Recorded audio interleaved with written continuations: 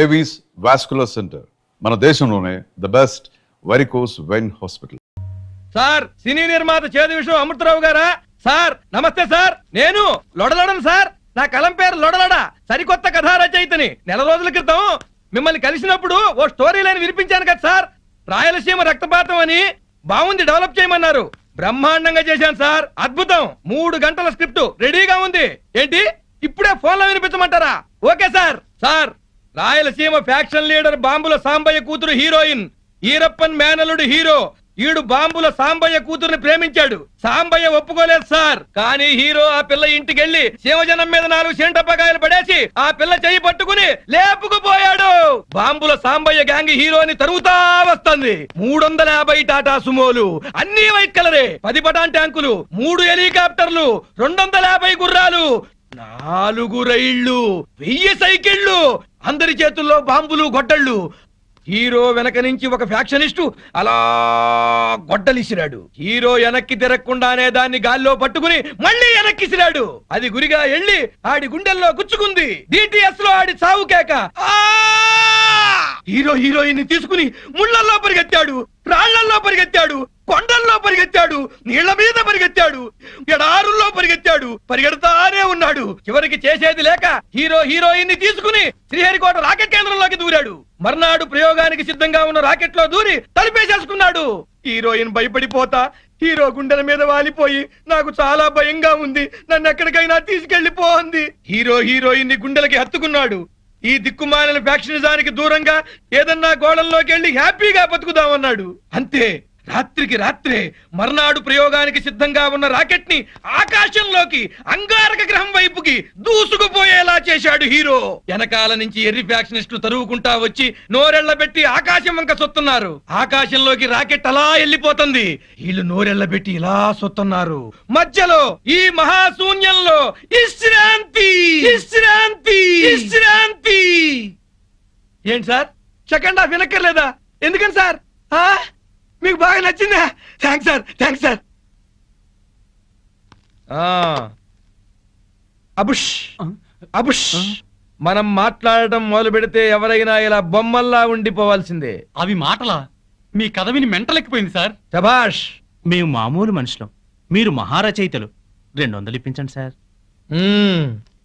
Extra 200 ఇవ్వండి sir. ఇదిగో, నేను రేపు వస్తాను. ఇదే టైంకి రండి సార్. ఒరే మామా, ఇవాళ మనకొచ్చిన కలెక్షన్ 2000 రూపాయలు. ఈ డ్రామా ఇలాగే 1 నెల రోజులు కంటిన్యూ చేసామంటే మనం హ్యాపీగా దుబాయ్ వెళ్ళొచ్చు. ఈ బిల్లు మొత్తం ఆ పెళ్ళం పిచ్చుడి నెత్తిన పడుతుంది.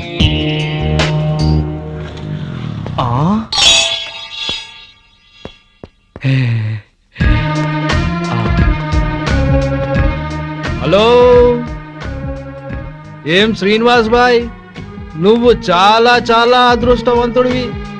నీకు ఎక్కడ పడితే అక్కడ డబ్బు దొరుకుతుంది, కానీ అప్పు తీసుకుంటే నువ్వే ఫోన్లో కూడా దొరకవు. అది కాదు సేట్జీ, నిన్ను కలుద్దామని బైక్ మీద స్పీడ్ గా వస్తుంటే ఈ నోట్ల కట్ట దొరికింది. ఈ నోట్ల కట్ట నాది బాబు. రోడ్డు మీద నేను కనిపిస్తే నువ్వు ఆగవు, డబ్బు కనిపిస్తే ఆగుతావు. అందుకే ఈ ప్లాన్ వేసిన. ఇది అన్యాయం సేట్. నాకు దొరికిన డబ్బు నువ్వు కొట్టేయాలని చూస్తున్నావు. అరే చోప్, నీ నగరాలన్నీ నాకు తెలుసు. అందుకే అందులో చిట్టి పెట్టిన, చూడు, చదువు. డబ్బులు ఇచ్చేటప్పుడు నేను కుబేరుణ్ణి, వడ్డీ వసూలు చేసేటప్పుడు కాలయము. అర్థమైందా? ఆఖరి సారి చెప్తున్నా, అసలు వడ్డీ మొత్తం కలిపి 2.5 లక్షలు అయ్యింది. నెల నెల వడ్డీ కట్టు. ప్రతి వారం వచ్చి నాకు కనపడు, లేకపోతే నీ ఇంట్లో సామాను వీధిలో పడేస్తా. ఖబర్దార్. వీడి అప్పు వెంటనే తీర్చేయాలి.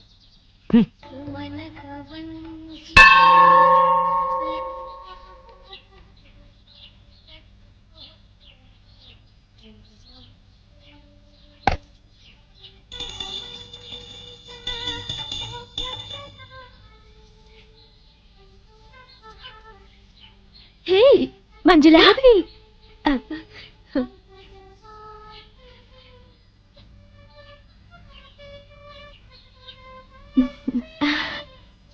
ఎన్నాళ్ళైంది నువ్వు చూసి. అవునే, అలా వెళ్ళి మాట్లాడుకుందామా? రా. ఏమే, ఎక్కడుంటున్నావు? ఈ ఊర్లోనే అశోక్ నగర్ లో ఉంటున్నాం. ఓ, మేము కూడా అక్కడే ఉంటున్నాం. అయితే మనం ఎప్పుడు కలుసుకోవచ్చు అనమాట. అవును, మీ హస్బెండ్ ఏం చేస్తారు? Finance business. మా ఆయన కూడా finance business. Sairam chit funds మాదే. ఎల్లుండి మా కంపెనీ 10th యానివర్సరీ. నువ్వు మీ ఆయన తప్పకుండా రావాలి. డెఫినెట్ గా వస్తాం. సరే పద, మీ ఇంటి దగ్గర దింపుతాను. అలాగే మీ ఇల్లు కూడా చూసినట్టుంటుంది. సరే. రా. శ్రీనివాస్, సార్. రేపు మన chit fund company program grand గా జరిపించే బాధ్యత నీది. Yes sir. All VIP state wide గా ఉన్న కస్టమర్స్ వస్తున్నారు. మన ప్రోగ్రామ్ అందరి మనసులో గుర్తుండిపోవాలి. Okay sir. ఎస్, ఉదయం 10ంటికే స్టార్ట్ చేసి 12 కల్లా క్లోజ్ అయిపోవాలి. Okay sir. Okay okay. Seat wait. అందరికీ స్వాగతం. ఈ రోజు మా సాయిరామ్ చిట్ ఫండ్ కంపెనీ విజయ పదంలో సాగుతుందంటే అందుకు కారణం మీరే. ఈ రోజు ఒక మామిడి టెంకని పాత పెడితే కొన్నేళ్ల తర్వాత వేలాది కాయల్ని కాస్తుంది. ఈ రోజు మా సంస్థలో కొంత పెట్టుబడి పెడితే అంతకంత పెరుగుతుంది. మేము కోరుకునేది ఒకటే, మీరు కోటీశ్వరులు కావాలి.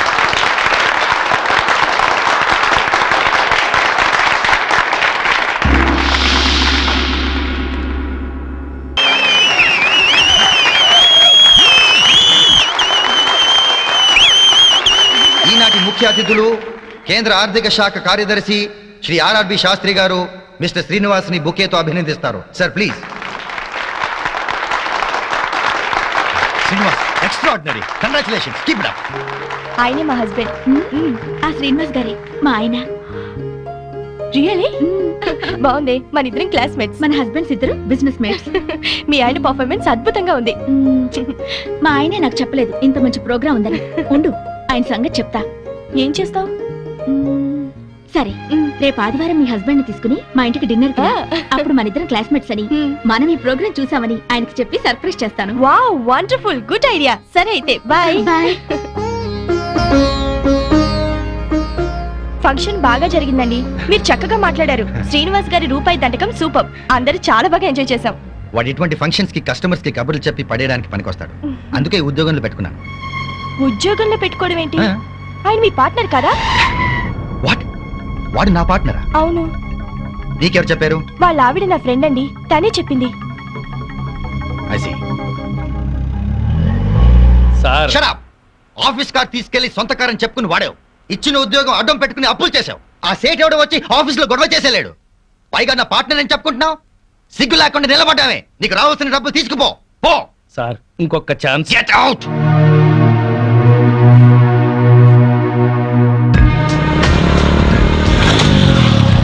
అర్రే సేట్జీ, మీకోసమే. స్పీడ్ గా బైక్ మీద వస్తుంటే నేను కనిపించాను. Correct. పైసలు అందినాయా?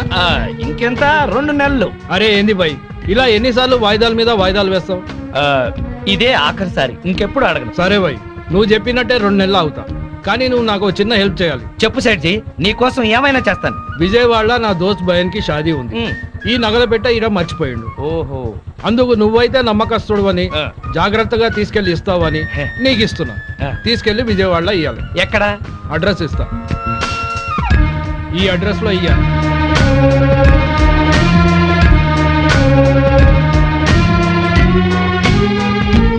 శుక్రియా బాయ్, షాదీకి వస్తానని చెప్పు. ఏ. బాయ్.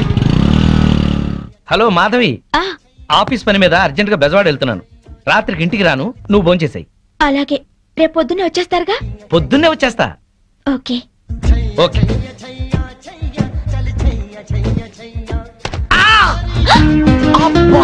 అయ్యో, సారీ అండి. చల్లగా పిడుగు పడ్డట్టుంది. సారీ సారీ, ఉండండి ఊతాను. ఏంటి ఊదేది?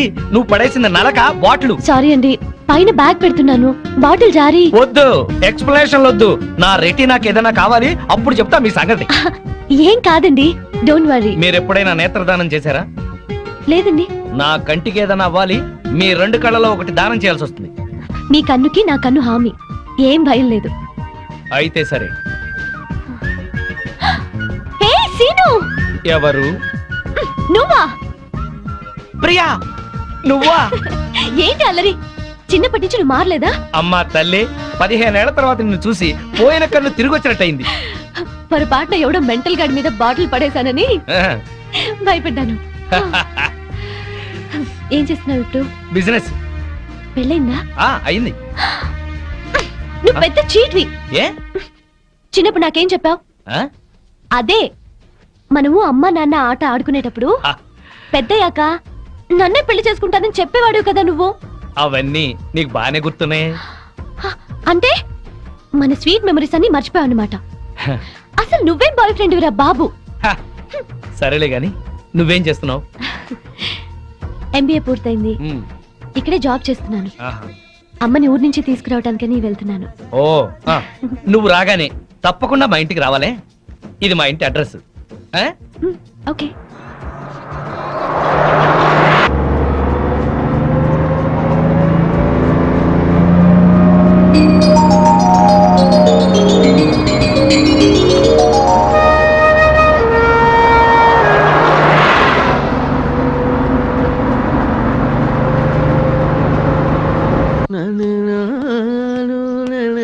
ఏం తాగుతాం బావా, ఎప్పుడు అదే మెక్డవరు, అదే అరిస్టోక్రాటు, అదే జానీవాకరు, అదే బ్లాక్ లేబుల్. ఈ మందు కంపెనీ వాళ్ళలో క్రియేటివిటీ పోయింది బావా. ఏదన్నా కొత్త టేస్ట్ కొనుక్కోవాలి. డెటాల్ ట్రై చేయరాదు? అయ్యా నమస్కారం, పెద్దలు ఇద్దరు ఇక్కడే ఉన్నారు. ఏ పారాశాస్త్రి గారు ఎట్ట వచ్చారు? ఎంక్వైరీ, ఆ. మీ కాలనీలో శ్రీనివాస్ అనే కుర్రాడు ఉన్నాడటగా. ఈ శ్రీనివాస ఆ. మాకు బాగా తెలుసు. ఇతనికి సంబంధం చూశాను. పెళ్లి కూతురు తండ్రి చండశాసనుడు. కుదిర్చే ముందు ఇతని క్యారెక్టర్ ఎటువంటిదో తెలుసుకుందామని వచ్చాను. అదేంటి బావా, ఈ పెళ్ళాం పిచ్చోడు మళ్ళీ పెళ్లి చేసుకుంటున్నాడా? సరే, ఇతనికి సంబంధం చూడమని ఎవరు చెప్పారు? వాళ్ళ అమ్మా నాన్నే. అమ్మా నాన్న ఆ, అనాథరం చెప్పాడుగా మనకి. మీరేదో ఆలోచిస్తున్నట్టున్నారు. ఆ. ఏమైనా లూప్ హోల్స్ ఉన్నాయా? నేను పెళ్లి కూతురు తరఫున సంబంధం చూస్తే నా కూతురికి చూసినట్టే. ఏవో 4 డబ్బులు వస్తున్నాయి కదా అని శాడిస్టు వెధవులకి, బుద్ధి లేని గాడిదలకి సంబంధాలు చెప్పకూడదు. ఆ పిల్ల ఉసురు మనకి తగులుతుంది. ఈ కుర్రాడు గురించి చెడుగా మాట్లాడితే నాలుక ఉడి కింద పడుద్ది. ఆహా, కోహినూరు వజ్రానికి కోటేసినట్టుగా ఉంటాడండి. ఓహో. ఐశ్వర్యరాయ్ చూస్తే అమాంతం కావలించుకుని ముద్దు పెట్టుకుంటుంది. మరి అయితే ఇంకే. మీరు తొందరగా వెళ్ళి వీళ్ళమ్మ నాన్నని వాళ్ళమ్మ నాన్నని తీసుకొస్తే వెంటనే పెళ్లి చేసేసేయచ్చు. అయితే క్షణం ఆలస్యం చేయను. శుభం. అశుభం. అశుభానికి ఎడచేయి వాడరాయా. అశుభం.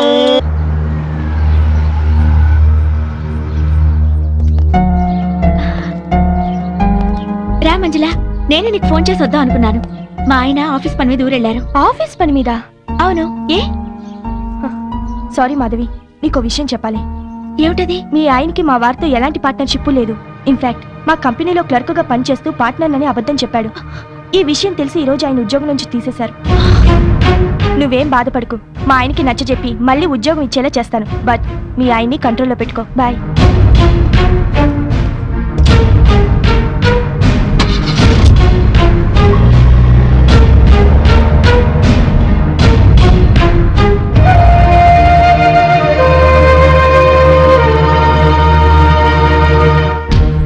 మీ ఆయనకి మా వారితో ఎలాంటి పార్ట్నర్షిప్ లేదు. ఇన్ఫాక్ట్ మా కంపెనీలో క్లర్క్ గా పనిచేస్తూ పార్ట్నర్ అని అబద్ధం చెప్పాడు.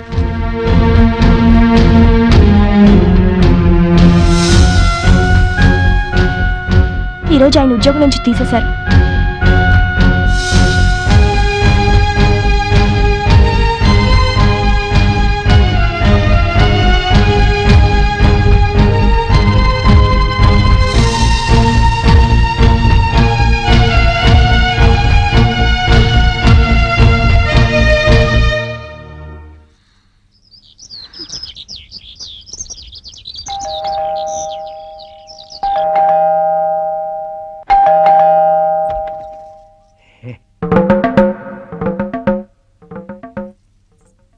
అనుకోకుండా ఊరెళ్లాల్సి వచ్చింది. నీకు ఫోన్ చేశా కదా, అయినా అంత కోపమా? రాత్రి భోంచేసావా? నేను లేనని తినకుండా పడుకున్నావా? నా కోసం ఫోన్లు ఏమైనా వచ్చాయా? ఏంటి వినపడలేదా? పిలుస్తున్నా వినిపించుకోకుండా వెళ్ళిపోతావే? చిట్ ఫండ్ కంపెనీలో గుమస్తాకి అంత చికాకు అక్కర్లేదు. నీకేం తెలుసని మాట్లాడుతున్నావు? ఉద్యోగం ఊడిందని తెలిసి. అంటే మాధవి, నేను చెప్పేది విను. ఏంటి వినేది? ఎంతో ప్రేమగా నటించి ఎందుకలా మోసం చేశారు చెప్పండి. శ్రీనివాస్, శ్రీనివాస్, ఏవయ్యా శ్రీనివాస్, ఓసారి బయటకు వస్తావా? మీ అమ్మా నాన్న వచ్చారు. ఓసారి బయటికి రావాయా?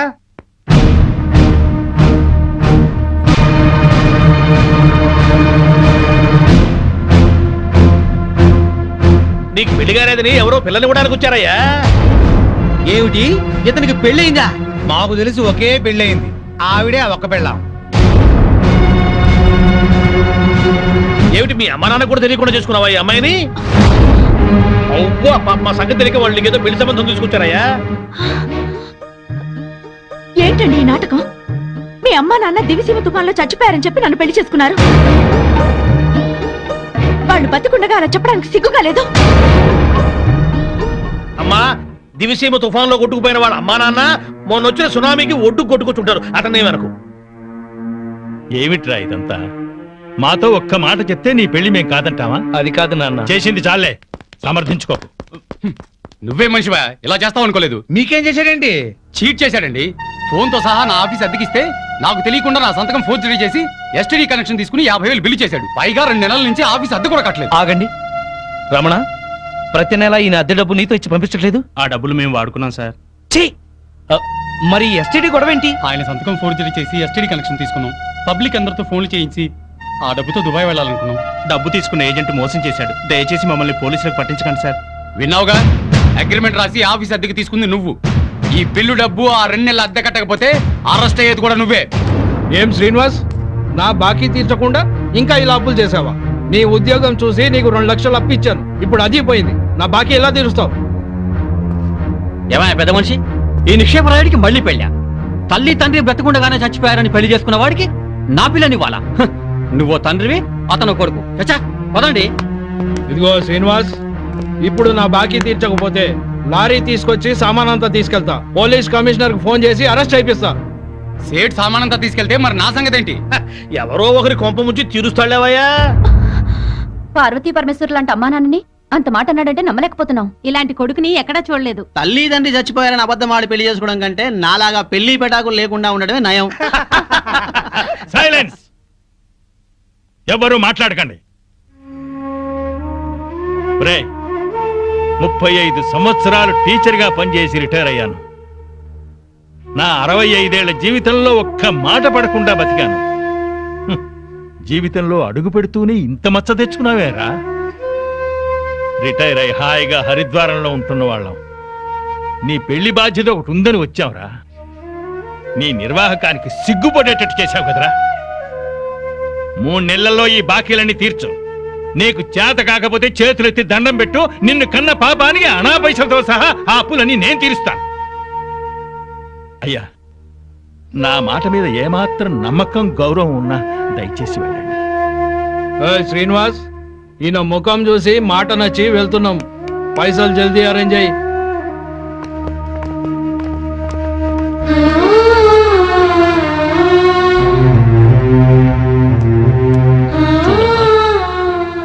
వీడి తెలివికి చదువుకి ఈ అప్పులు తీర్చడం అంత కష్టమైన పని కాదు.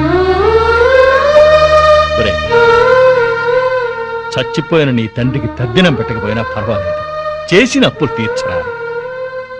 అప్పుడే ఆ తండ్రి ఆత్మకి శాంతి.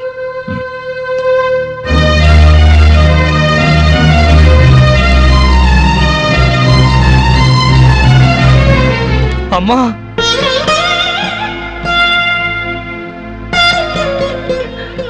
చచ్చిపోయిన మీ అమ్మ ఎక్కడున్నా